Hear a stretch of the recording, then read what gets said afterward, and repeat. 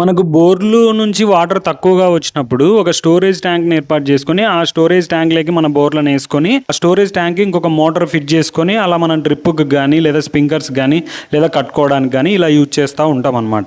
మొదట మేము ఏం చేసినామంటే తాంబేల్ మోటార్ కాకుండా పై మోటార్ ఉంటుందిగా, మాది పాత పై మోటార్ ఉంటే దాన్ని ఫిట్ చేయడానికి ట్రై చేసినాం. మొదట మేము ఏం చేసినాం, ఫుట్బాల్ పైపుని తీసుకెళ్ళి డైరెక్ట్ వాటర్లోకి వేయడం జరిగింది. దీనివల్ల ఏం జరుగుతుందంటే కొన్ని సందర్భాల్లో వాటర్ ఎగ్గకపోవడం, ఉత్త మోటార్ ఇలాంటి సమస్యలు ఎదుర్కొన్నాం అనమాట.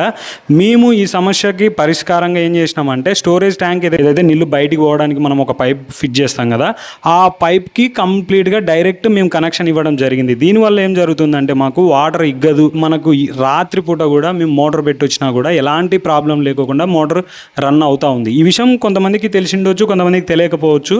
తెలియని వాళ్ళ కోసం మాత్రమే ఈ వీడియో తీస్తున్నా. మోటార్ మనిషి ఉంటే మాత్రమే మోటార్ రన్ చేసుకోవాల్సి వచ్చేది. ఇప్పుడు మనిషి అవసరం లేదు.